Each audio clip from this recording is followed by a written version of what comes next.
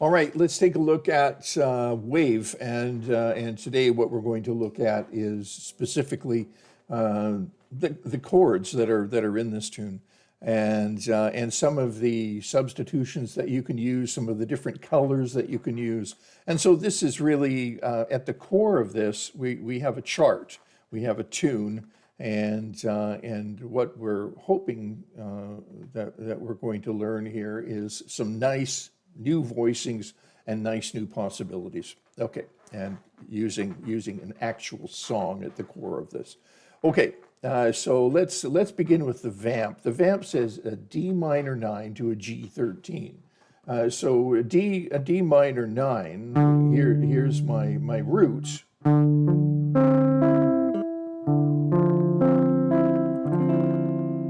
Really lovely chord and very common.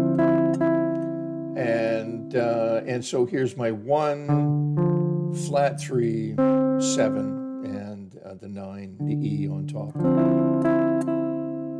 And if I do a G13 with the bass, right?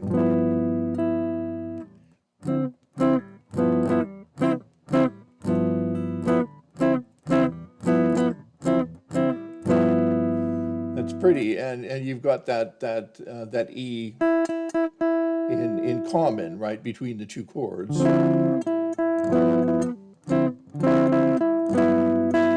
You hear that.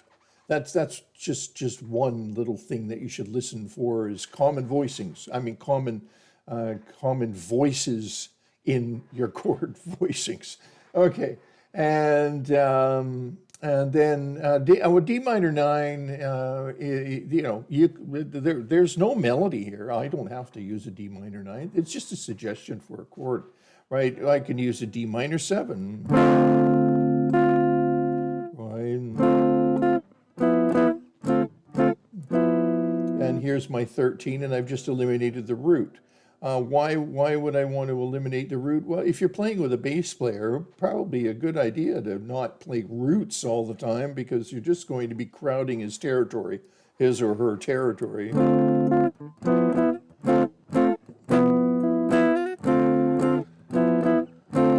Nice, easy change there, right? Okay, D minor to the 9, the G9.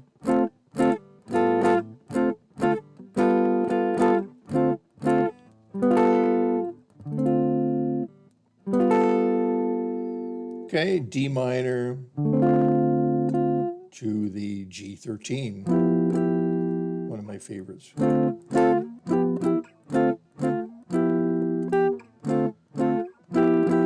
And this chord here has got the 7th in the lowest voice, right? 7th, 3, the 13, and the root on top. Really, really, really handy chord. You got to know it. Okay, and how about D minor up here, and then G13 here.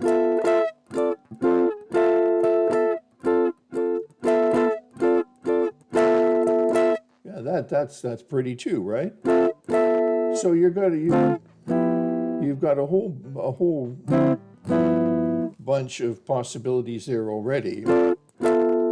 And then you can start to you can combine them as well if you like. You could do.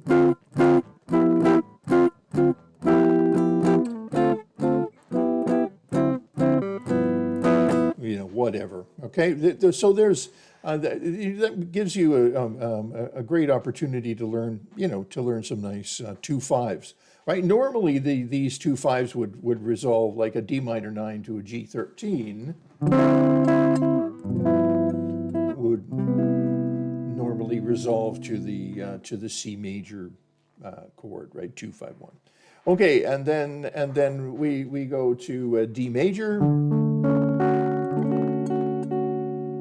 and then it says B flat diminished 7th. This is a nice movement to the B flat diminished 7th. Here, with a diminished chord, any note is a root note. So there's a nice simple change there, right?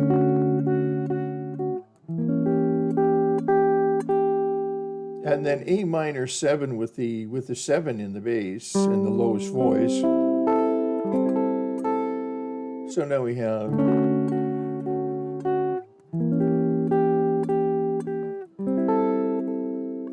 D7 with a flat 9, right? So you can see that it's enharmonic with a diminished chord.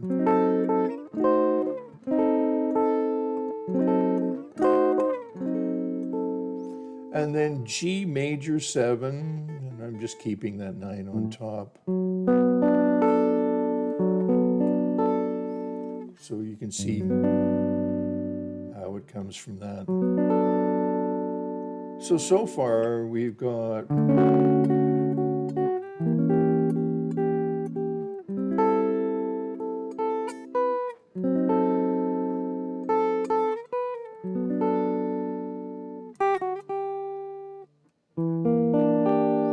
there's the G minor 6, F sharp 13, right? And then the F augmented, F sharp augmented. Right? Now we could take that F sharp 13 up here, and then the augmented, right? And then those are with the 7th in the lowest voice. And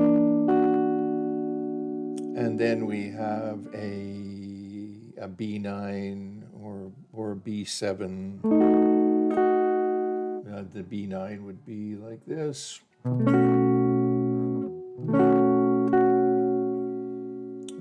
and B7 with a flat 9.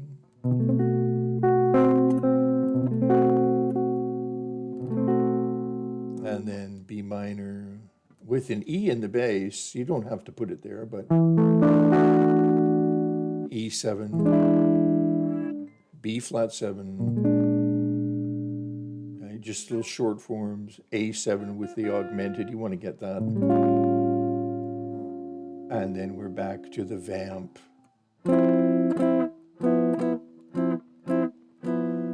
If I use short chord forms, see how easy that is?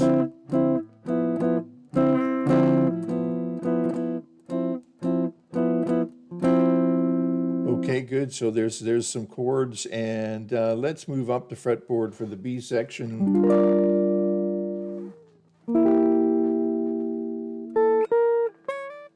And then the A minor. Or we could do the A minor here. Right.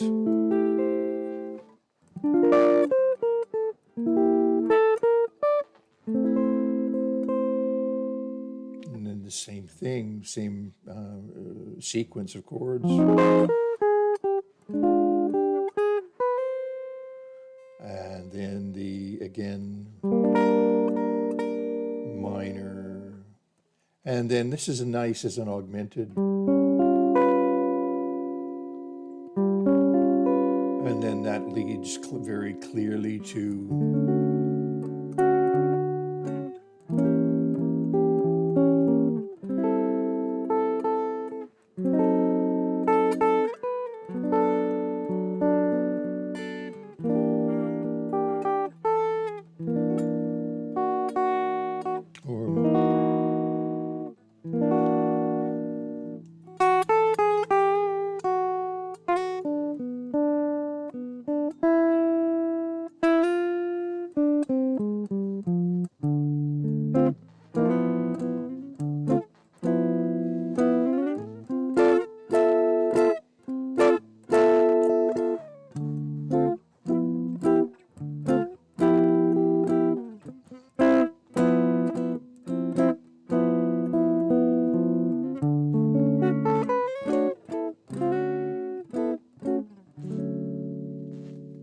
all right, so that should give you some chords to start working with.